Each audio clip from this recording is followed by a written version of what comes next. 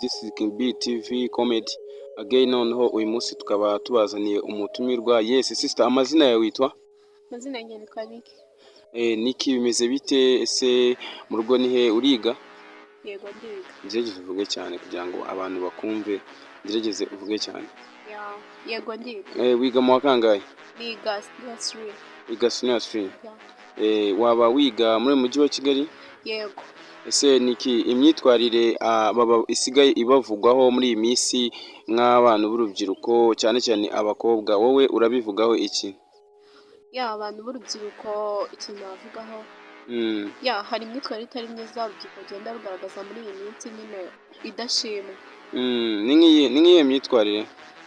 Imyitwarire nk'abakobwa usanga nyine bambaye nabi, abahungu usanga bambaye nabi, bagenda nabi, batikwije. Ibyo bintu rwose ntabwo mbona ari byiza, nta cyiza mbibona. Ubusanzwe urasenga? Yego ndasenga. Usengera he niba atari ibanga? Njyewe ndi umukatolike. Uri umukatolike? None iyo myitwarire wowe ntago ujya uyikoza, ntago uhwanyije nayo? Si ukuvuga ko ntayikoza, nanjye ndambara ariko ngerageza kwambara neza ku buryo ndi bube nikwije nk'umwana. Ni iyihe nama wagira nk'abanyeshuri bagenzi bawe, abantu biga b'abanyeshuri b'urubyiruko, ni iyihe nama wabagira? Abanyeshuri inama nabagira ni ukwiga bagafokasinga ku masomo yabo, nyine ntibahure n'ibirangaza ngo bibarangaze bibajyane mu nzira mbi.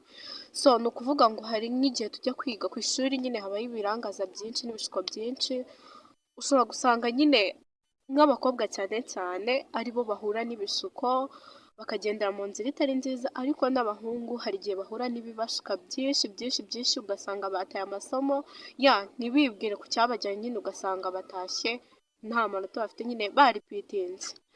Mba numva rero atari byiza. Ikintu cya mbere abanyeshuri twakora ari ugufokasinga ku masomo yacu kuko ejo hazaza hacu heza.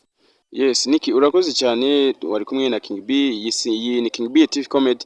Guys, mukore subscribe ubundi mujye kuri TikTok mufollowing uyu mwari akaba yitwa King B and Niki kuri TikTok, mufollowing kabisa, mukomeze mumushyigikire. Ciao ciao.